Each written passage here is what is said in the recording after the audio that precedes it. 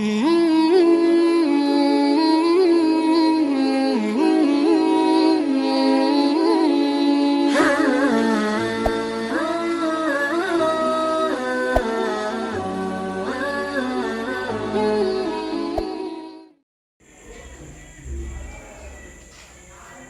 علیکم ورحمۃ اللہ وبرکاتہ۔ الحمد للہ رب العالمین والصلاة والسلام علی رسولہ الکریم نبینا محمد وآلہ وصحبہ اجمعین ومن تبعہم بإحسان الی یوم الدین، اما بعد۔ قال النبی صلی اللہ علیہ وسلم کل بنی آدم خطاء وخیر الخطائین التوابون۔ ناظرین کرام، آج پھر سے ایک نئی ویڈیو کے ساتھ آپ حضرات کی خدمت میں حاضر ہوا ہوں۔ آج کا عنوان ہے، آج کا ٹاپک ہے کہ وہ اعمال جس کے ذریعے سے اللہ تبارک و تعالی ہمارے گناہوں کو معاف فرما دیتا ہے، ہماری خطاؤں کو درگزر کر دیتا ہے۔ حضرات، سنن ترمذی اور سنن ابن ماجہ کی روایت ہے، راوی حدیث انس رضی اللہ تعالی عنہ ہیں، فرماتے ہیں کہ پیارے نبی صلی اللہ علیہ وسلم نے ارشاد فرمایا کہ کل بنی آدم خطاء وخیر الخطائین التوابون، کہ ہر بنی آدم، ہر انسان خطا کار ہے، گناہ گار ہے، لیکن ان خطا کاروں میں، ان گناہ گاروں میں سب سے بہتر انسان تو وہ ہے جو اللہ تبارک و تعالیٰ کی طرف رجوع کرتا ہے، توبہ کرتا ہے۔ اللہ تبارک و تعالیٰ ہمیں اور آپ کو ان بہتر لوگوں میں سے بنائے، آمین۔ ناظرین کرام، ایسے تو بہت سارے اعمال کتاب و سنت کے اندر ذکر ہے جس سے اللہ تبارک و تعالیٰ ہمارے گناہوں کو معاف فرما دیتا ہے، ہمارے خطاؤں کو بخش دیتا ہے، لیکن آج میں آپ حضرات کے سامنے ان اعمال کا ذکر کروں گا جن کو ہم اور آپ نماز کے اندر انجام دیتے ہیں۔ نماز کے اندر ہم اور آپ ان اعمال کو انجام دیتے ہیں اور اللہ تبارک و تعالیٰ ان کے ذریعے سے ہمارے گناہوں کو معاف فرما دیتا ہے۔ حضرات، جب ایک انسان نماز پڑھنے لگتا ہے اور اچھی طریقے سے 5 وقت کی نمازیں پابندی کے ساتھ اہتمام کرتا ہے، تو پھر اللہ تبارک و تعالیٰ ان کی اس نمازوں کے ذریعے سے ان کو تو نیکی عطا کرتا ہی ہے، لیکن اسی کے ساتھ ساتھ ان کے اتنے گناہ معاف فرما دیتے ہیں جن کا اندازہ ہم اور آپ نہیں کر سکتے۔ تو آئیے آج ہم اور آپ یہ جان لیتے ہیں کہ نماز کے اندر وہ کون سے اعمال ہے جس کے ذریعے سے اللہ تبارک و تعالی ہمارے گناہوں کو معاف فرما دیتا ہے۔ ناظرین کرام، سب سے پہلے ایک انسان نماز کے لیے اذان سنتا ہے، اور اذان سنتے ہی جیسے ہی مؤذن کو اللہ اکبر کہتے ہوئے سنتا ہے، اذان کی آواز ان کے کانوں میں پڑتی ہے، تب وہ یہ دعا پڑھتا ہے، ان کلمات کو پڑھتا ہے، اشہد ان لا الہ الا اللہ وحدہ لا شریک لہ وان محمدا عبدہ ورسولہ رضیت باللہ ربا وبمحمد رسولا وبالاسلام دینا۔ تو اللہ تبارک و تعالی اس کے ذریعے سے اس کے گناہوں کو معاف فرما دیتا ہے۔ صحیح مسلم کی روایت ہے، راوی حدیث سعد بن ابی وقاص رضی اللہ تعالی عنہ ہے، وہ فرماتے ہیں کہ پیارے نبی صلی اللہ علیہ وسلم نے ارشاد فرمایا، من قال حین یسمع المؤذن اشہد ان لا الہ الا اللہ وحدہ لا شریک لہ واشہد ان محمدا عبدہ ورسولہ رضیت باللہ ربا وبمحمد رسولا وبالاسلام دینا غفر لہ ذنبہ، کہ جب کوئی شخص مؤذن کو اذان دیتے ہوئے سنتے ہی ان کلمات کو پڑھتا ہے، اشہد ان لا الہ الا اللہ وحدہ لا شریک لہ وَأَنَّ مُحَمَّدًا عَبْدُهُ وَرَسُولُهُ، تو اس کے سارے گناہ بخش دیے جاتے ہیں، معاف کر دیے جاتے ہیں۔ اور ان کے جو گناہ معاف کیے جاتے ہیں، اس سے مراد صغیرہ گناہ ہے، کبیرہ گناہ کے لیے اللہ تبارک و تعالیٰ سے توبہ کرنا ضروری ہے۔ اسی طریقے سے اذان سننے کے بعد نماز کے لیے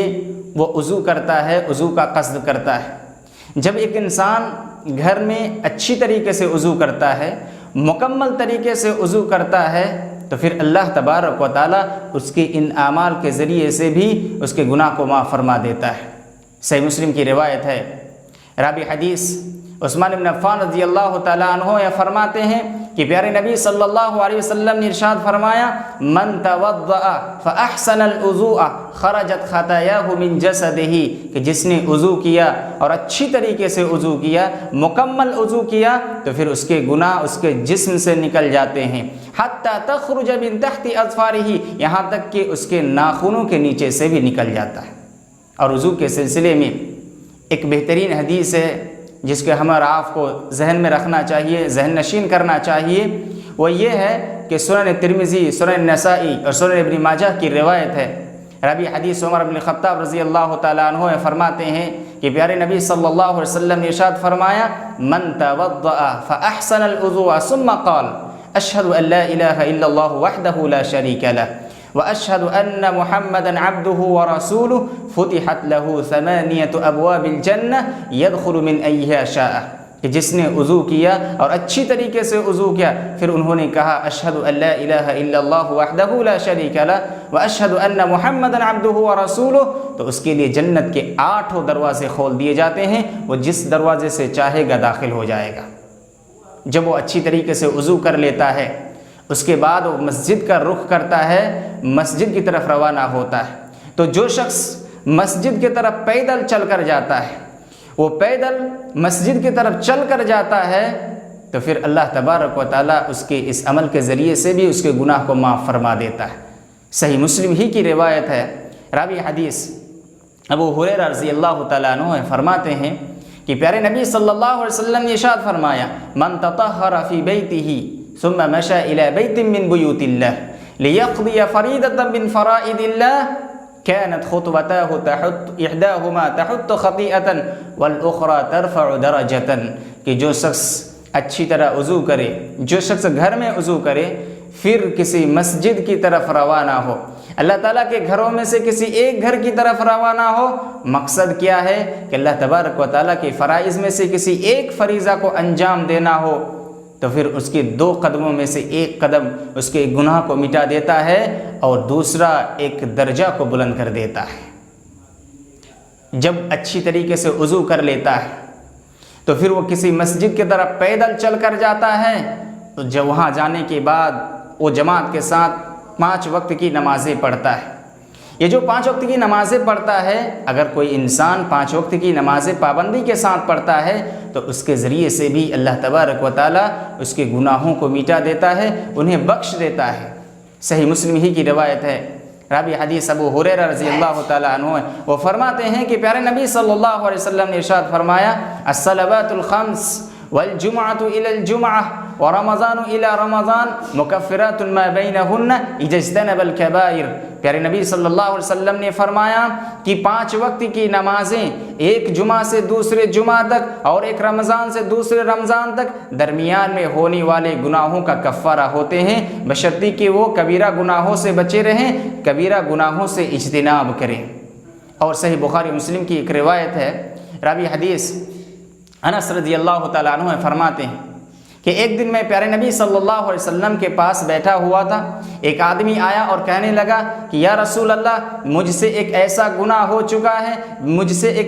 میں ایک ایسے گناہ کا ارتکاب کر لیا ہوں جس پر حد واجب ہو گئی ہے، آپ مجھ پر حد نافذ کریں۔ پیارے نبی صلی اللہ علیہ وسلم سے اس سے کچھ پوچھا نہیں اور اس کو یہ بھی نہیں پوچھا کہ آپ نے کون سا گناہ کیا ہے اور کیسے کیا ہے۔ ایسے میں نماز کا وقت ہو گیا، وہ آدمی پیارے نبی صلی اللہ علیہ وسلم کے ساتھ نماز پڑھنے کے بعد پھر سے وہی سوال دہرایا، تو آپ صلی اللہ علیہ وسلم نے فرمایا، الیس قد صلیت معنا، کیا آپ نے ہمارے ساتھ نماز نہیں پڑھی؟ تو انہوں نے کہا کہ جی ہاں، میں نے آپ کے ساتھ نماز پڑھی ہے۔ تو پیارے نبی صلی اللہ علیہ وسلم نے ایک پیارا سا جواب دیا، فرمایا فإن اللہ قد غفر لك ذنبک، جاؤ، اللہ تبارک و تعالیٰ نے تمہارا گناہ معاف کر دیا ہے، تمہیں بخش دیا ہے۔ کہ اللہ تبارک و تعالیٰ نماز کے ذریعے سے اگر کوئی انسان 5 وقت کی نماز پابندی کے ساتھ اہتمام کرتا ہے، اچھی طریقے سے پڑھتا رہتا ہے، تو پھر اللہ تعالیٰ اس کے اس عمل کے ذریعے سے اس کے گناہوں کو معاف فرما دیتا ہے، انہیں بخش دیتا ہے۔ اسی طریقے سے حضرات کہ جب ایک انسان فرشتوں کے ساتھ آمین کہتا ہے، جب ایک انسان فرشتوں کے ساتھ آمین کہتا ہے تو پھر اس عمل کے ذریعے سے بھی اللہ تبارک و تعالیٰ اس کے پچھلے سارے گناہ معاف کر دیتے ہیں۔ صحیح بخاری مسلم کی روایت ہے، راوی حدیث ابو ہریرہ رضی اللہ تعالی عنہ ہیں، وہ فرماتے ہیں کہ پیارے نبی صلی اللہ علیہ وسلم نے ارشاد فرمایا اذا امن الامام فامنوا فانه من وافق تامینه تامین الملائکہ غفر له ما تقدم من ذنبه، کہ جب امام آمین کہے تو تم لوگ بھی آمین کہا کرو، اس لیے کہ جب تم لوگ امام آمین کہے گا تو اس کے بعد فرشتے فوراً آمین کہا کرتے ہیں۔ فَإِنَّهُ مَنْ وَافَقَ تَأْمِينُهُ تَأْمِينَ الْمَلَائِكَةِ، تو جس کی آمین فرشتوں کی آمین سے موافقت کر جائے غُفِرَ لَهُ مَا تَقَدَّمَ مِنْ ذَنبِهِ، تو اس کے پچھلے سارے گناہ معاف کر دیے جاتے ہیں، اس کے پچھلے سارے گناہ بخش دیے جاتے ہیں۔ اسی طریقے سے جب کوئی انسان فرشتوں کے ساتھ اللہم ربنا لک الحمد پڑھتا ہے تو اس کے اس عمل کے ذریعے سے بھی اللہ تبارک و تعالیٰ ان کے گناہوں کو معاف فرما دیتا ہے۔ صحیح بخاری کی روایت ہے، راوی حدیث ابو ہریرہ رضی اللہ تعالیٰ عنہ ہیں، وہ فرماتے ہیں کہ پیارے نبی صلی اللہ علیہ وسلم نے ارشاد فرمایا اذا قال الامام سمع اللہ لمن حمدہ فقولوا اللہم ربنا لک الحمد فإنه من وافق قوله قول الملائکہ غفر له ما تقدم من ذنبه، کہ پیارے نبی صلی اللہ علیہ وسلم نے ارشاد فرمایا کہ جب امام سمیع اللہ لمن حمدہ کہے تو تم لوگ اللہم ربنا لک الحمد کہا کرو، اس لیے کہ جس کا یہ کہنا ربنا لک الحمد یا پھر اللہم ربنا لک الحمد کہنا فرشتوں کے کہنے سے موافق ہو جائے، فرشتوں کے ساتھ وہ کہہ دے تو پھر اس کے پچھلے سارے گناہ معاف کر دیے جاتے ہیں، بخش دیے جاتے ہیں۔ اس لیے کہ جب امام سمیع اللہ لمن حمدہ کہتا ہے تو پھر فرشتے بھی اللہم ربنا لک الحمد کہا کرتا ہے، تو جب فرشتے کہیں اسی وقت اگر کوئی شخص اللہم ربنا لک الحمد کہتا ہے تو پھر اس کی کہنا فرشتوں کے کہنے میں موافقت ہو جاتی ہے، تو پھر اللہ تعالیٰ اس کے ذریعے سے اس کے گناہوں کو معاف کر دیتا ہے، انہیں بخش دیتا ہے۔ یہ تھے کچھ اعمال جو کہ ہم اور آپ نماز کے اندر انجام دیتے ہیں اور اس کے ذریعے سے اللہ تبارک و تعالی ہمارے گناہوں کو معاف فرما دیتا ہے، ہمیں بخش دیتا ہے۔ آخر میں آپ حضرات کے سامنے ایک بات کہنا چاہوں گا کہ ہماری زندگی کا مقصد اللہ تبارک و تعالی کی عبادت ہے۔ اللہ تعالیٰ خود قرآن مجید کے اندر ارشاد فرماتا ہے کہ وما خلقت الجن والانس الا لیعبدون، کہ ہم نے جنوں اور انسانوں کو صرف اور صرف میری عبادت کے لیے پیدا کیا ہے، کہ ہر چیز کو پیدا کرنے کا ایک نہ ایک مقصد ہے، اور ایک انسانیت کی پیدائش کا مقصد یہ ہے کہ وہ صرف اور صرف اللہ تعالیٰ کی عبادت کریں، اور عبادتوں میں سب سے عظیم عبادت، سب سے بہتر عبادت، سب سے محبوب عبادت وہ نماز ہے، کیونکہ ایک بندہ جب سجدے میں ہوتا ہے، جب وہ سجدہ ریز ہوتا ہے تو اللہ تبارک و تعالیٰ کا سب سے قریب ہوتا ہے۔ لہٰذا ہمیں اور آپ کو ہمیں چاہیے کہ ہم بامقصد زندگی گزاریں۔ ہمیں اللہ تعالیٰ نے جس مقصد کے لیے پیدا کیا ہے ہم اس مقصد کو فالو کرتے ہوئے زندگی گزاریں، بے مقصد زندگی نہ گزاریں، اور ہماری زندگی اللہ تعالیٰ کی بندگی میں گزر جائے۔ یہی ہم اللہ تعالیٰ سے دعا کریں گے، دعائے باری تعالیٰ سے کہ اللہ تبارک و تعالیٰ ہمیں اور آپ کو اچھے طریقے سے نماز پڑھنے کی توفیق عطا فرمائیں اور اس میں سستی اور کاہلی سے بچائیں۔ آمین۔ وآخر دعوانا ان الحمد للہ رب العالمین، والسلام علیکم ورحمۃ اللہ وبرکاتہ۔ اللہ کے دین کی دعوت اور لوگوں تک پہنچانے کے لیے اس ویڈیو کو ضرور لائک، شیئر، کمنٹ اور سبسکرائب کریں۔ آپ کے اس چینل کو اور بہتر بنانے کے لیے آپ کا ساتھ ضروری ہے۔